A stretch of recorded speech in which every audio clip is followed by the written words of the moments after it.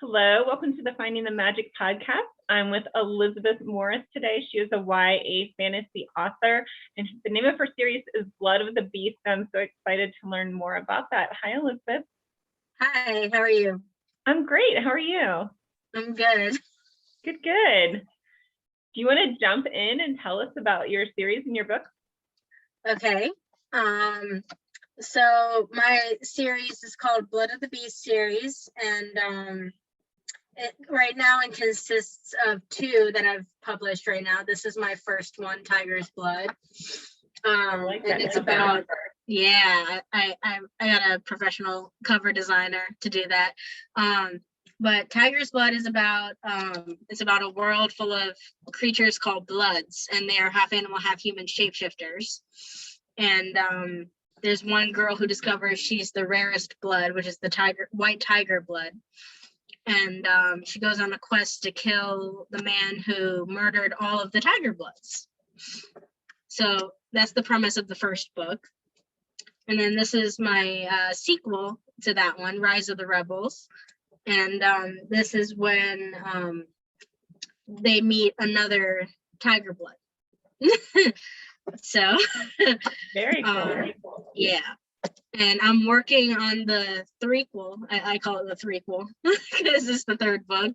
I'm working on the threequel, and that's gonna be called Return of the Ambush. And I'm about 10 chapters in right now writing it. But yeah, that's right now, that's the goal right now, is to have 5 books total, but right now it's just I'm working on the third one. So that's so exciting. What is the main character's name? Kira. Her name is Kira. Kira. And can she shift on will? Yes. Okay. All the characters can shift on will. Okay. And they all shift into different animals? Usually it's the same animal. So like if you discover your animal part of you, like if she discovers she's a tiger, she can only transform into the tiger. Okay. So you discover it like at a young age. Okay. So that's based on your family line, it sounds like? Yeah, kind of like that. Yeah. So this evil character has wiped out her tiger line, or all the other tigers? Just all the other tigers existing. Interesting. Yeah. Very cool. How did you come up with these ideas? I actually had a dream about the main character shifting into her tiger form like when I was 13. And I thought it was like the coolest thing ever. And I'm like, I need to write a book on this. And I kept having these dreams about different characters and different shifting. And I just would write down everything that I would think about. And it just turned into the book series. And the characters are still developing as I'm writing them, but I really like where it's going so far, especially with the third book. I think I really like it. Very cool. And how did you start writing, or why? Did you always think you would be an author and publish? I always wanted to be an author and didn't think I would. I wanted it, and I started writing when I was 13. I started writing my book when I was 13. And so once I finished the book, I said, okay, I want to publish it. And I got an editor, and I got, someone to do the cover and all that stuff. And I published it when I was 17, and it was just like a dream come true. That is so cool. I don't think many 17-year-olds could say, hey, I published a book. Yeah. Talk about focus and dedication. Kudos to you. Yeah. Yeah, I didn't like writing when I was younger. It didn't develop until I was older. So yeah, I like reading. I really liked reading, but writing was challenging for me. Yeah, I started writing short stories, and I would post them on Wattpad. I don't know if you remember that. Yeah. Wattpad, the book sharing app, and or writing sharing app. I used to write stories on there, and I used to post them on my old Instagram too. And a lot of my friends and followers, they loved my stories, and I was like, okay, I think I could write a full-length book. And I've always loved writing. It's always been just relaxing to me, and just I love getting my ideas down on my computer and stuff, and it's really good. Very cool. What are your other characters in the book? Does Kira have some people who help her out in her quest? She does. There is Noah the wolf blood, Ethan the lion blood, and Chase the eagle blood. And do they all get along in their animal forms? Can they talk to each other in their animal forms, or how does that work? So they can't talk to each other in their animal forms, but they kind of understand, like if for example, if like 2 or 3 of them are in their animal forms and one is in their human form, they can understand what the human is saying. They just can't like communicate back to them, if that makes sense. Okay, yeah, that makes sense. So they don't have like the wolf telepathy like in Twilight or anything like that. No, no telepathy. And what happens? How old are they when they first shift or first find out they have this capability? So generally, if you're like 16 or 17 or older, around the teenage years is when you kind of discovered yourself, I guess. That's what kind of like the metaphor is, like kind of discover who you are and discover like what you like, what you don't like, stuff like that. Really get a sense of who you are. And so around 16 or 17 is the normal age, but for Kira, she discovered hers at 12. So it sounds like she's a little bit special among this blood shifter world. She is a little special, yes. I won't make you give us any spoilers on that one. That's okay. She is special in a way. Like other people think she's really special, but she doesn't think she's special, but she actually is, and it's kind of all over the place. And do these characters, like, are the normal humans aware of these characters, or do they kind of live in secret? That is actually kind of a spoiler. Okay. Because right now everyone in the world is a blood, so everyone can shapeshift into whatever animal they are, depending on what they are. And but nobody knows what happened to real humans yet.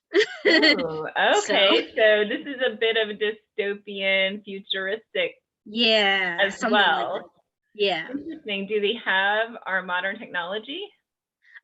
There is some modern technology and some medieval like sword. They still use swords and stuff, but they watch TV and like not like a flat screen TV, but like an old timey, the big box TV. Like they'll do that. Like it's kind of a mix of both. Okay, interesting. Yeah. Did you spend a lot of time like creating all the setting for the world after? It sounds like you had a dream about this character and then you had to build a world around her. Yeah, I did have time. I did kind of create the setting of what I wanted it to be. It's like there's a kingdom, and there's a lot, like the whole world is made of like there's forests and lakes, and it's mostly nature because these bloods, they have to like hunt and stuff to survive. And then there's some villages where they have markets, and like there's a little bit of everything, I guess, in the setting. I still kind of am world building because especially in book 3, they're going to a whole other section of the world. So I have to like think of what's going to be over there. So yeah. Well, neat. And do they have an established government or a system of who rules who, or? There is a monarchy.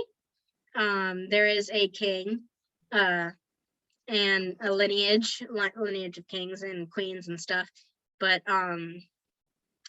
there's no like government. Is the king really controls everything, really. Okay. So, and do we have any plot lines with transfer of power, or are the main characters involved with that, or is that sort of just like a separate entity? I'm sorry, what was it?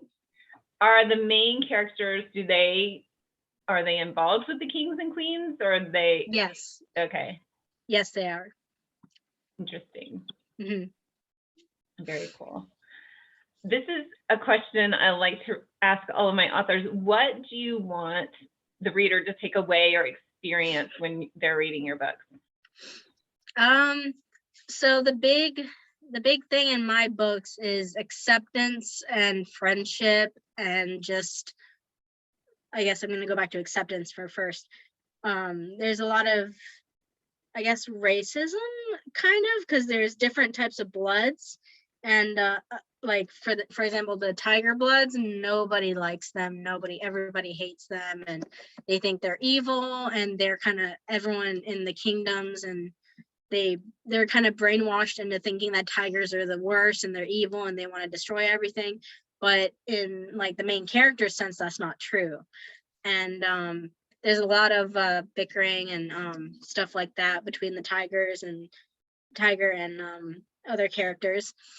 But I guess the main theme is that I want people to take away is that you should just accept people not for who they are, but just accept that they're there, and I guess friendship. I don't know.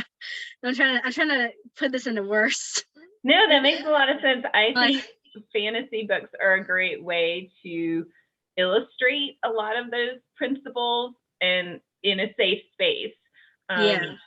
Because a lot of times those things are hard to talk about and write about, but if you can create characters that mimic maybe some things that are going on in our world, it brings it out in a safer way, in my opinion. That's really cool. And what would you tell a young, I mean, it sounds like you're probably pretty young still. What would you tell a young writer, author, or person who's aspiring to do that? Do you have tips, tricks? So I just turned 23. I am a bit young, and so I guess if someone's trying to start out, I guess what I would give to them is just to keep writing. I guess once they start, just keep writing. As long as you get words on paper, like, I don't set myself for deadlines. I don't set anything like that.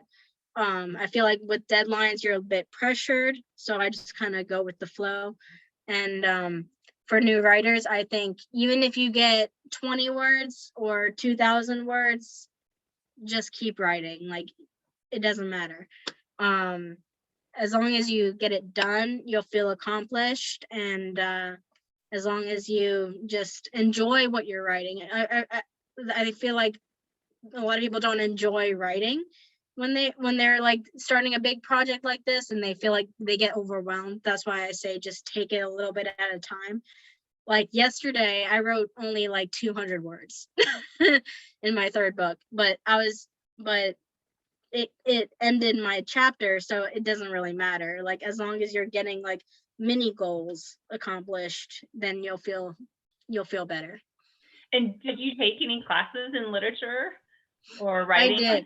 I did. I did take some classes. I have my bachelor's degree in creative writing, and I took a lot of literature and creative writing classes and just stuff like that. And I always excelled in them. They were always great. So yeah. So you have a good background in plot structure and characters and world building and probably all those cool things that go into book writing. Do you have authors that you love reading and or that you like inspire you? A big inspiration for me is George R.R. Martin's A Song of Ice and Fire. I love Game of Thrones, and I love the whole universe and just the world that he created. And also I loved the dystopian future of Hunger Games, the Suzanne Collins books. I read that like 3 times when I was a kid. The whole series 3 times. It was great. And I loved the dystopian future, and then I love fantasy, and then I kind of like mashed them together and made my own world. So yeah, I can see definitely both of those influences there. Mhm. That's super cool. What are you reading right now? I actually have it right here. This is actually my friend's book. It's called The Wandering Order Autumn Light. It's his self-published book. I'm trying to get into more indie authors, like I'm trying to support more indie authors like myself. So I'm reading his book. I'm about like a third through it. That's a thick book. It's a thick book. Yeah, I was kind of intimidated when I got it in the mail, but it's pretty good so far. I'm really enjoying it. Very cool. Yeah. Fun. So you're writing the third book, and you said you have 4 or 5 planned? Yes, I have 5 planned. Like just yeah, I have 5 planned, but I haven't like plotted them, if that makes sense. I haven't like dove into 4 or 5 yet. I'm just focused on right now, number 3. Right. Yeah, if you're like me, like I I have a general idea of what's going to happen in that book, but then I have to like work up to yeah. Yeah, that's kind of how it is. Like I have a general idea of what's going to happen, but like once I get book 3 done and edited and everything and published, once book 3 is published, I usually start right away with I guess the next book 4. But I have to have an outline. I have to plot it out. Like I plot out each chapter and make sure everything makes sense before I start writing it. So. Yeah, I think you're much more systematic than a lot of the authors I've talked to, and maybe that's because you have the creative writing training and background. That's interesting.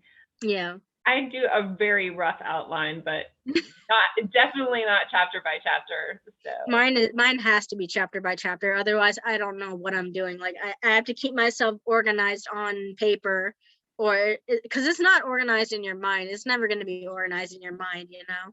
Right. So like, I have to make sure like I'm thinking and I'm like, okay, what's gonna happen next? What does this character do? Should I do this to this character? But like it's all in my head, and if I write it down, it's much easier to maintain and organize.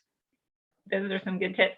Did you find it hard to find an editor that was like a match or you could work with? So I had one editor who worked on my first book, and she couldn't work with me anymore. I'm not sure the reason why, but she couldn't work with me anymore.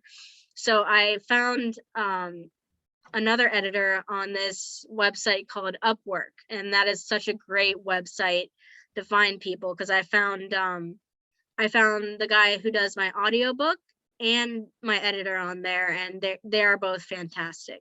Well, that's great to know. So these are in audiobook format as well. Just my first book. Okay. He's still working on the second book, so he's like 10 chapters in on the second book, but yeah, I do have the audiobook for the first book, but I fell in love with his voice once he sent me the sample of my first chapter. I was like, I got all like nervous, like, oh my God, this is my book. And the way he's like doing all the characters, and he's doing different voices for all the characters, and it's just like I imagined it in my head, and it's just like it's amazing. That's great when you can find that person that's the perfect fit. Yeah. So are your books written from a first person point of view or the third person then? They are first person, but each chapter is a different person. Not different, but like different characters. So okay. Like it bounces back from different characters. So there's Kira, and then there's Noah, and then there's Ethan, and then there's Chase, and then in book 2 there's a lot more characters. So wow. Yeah. Oh, that's fun. So you get all those different character voices. Yeah. Neat. Tell the listeners where we can find you and your books. Okay. So all of my socials, I guess, my Twitter, Instagram, TikTok is on Liz Loves to Write, all one word, Liz Loves to Write. And my Facebook is Elizabeth Morris. My books you can find anywhere from Amazon to Barnes & Noble to Books A Million, Audible, pretty much anywhere that they sell books, you can find my books. And that's about it. Fun. Well, I will definitely follow you and look you up on Goodreads and all those good places. And I might have to download that. I meet so many great authors, and I'm like, okay, I have a new book to read today because everyone's book sounds so amazing. So thank you for being here, Elizabeth. Thank you for having me. Bye. Bye.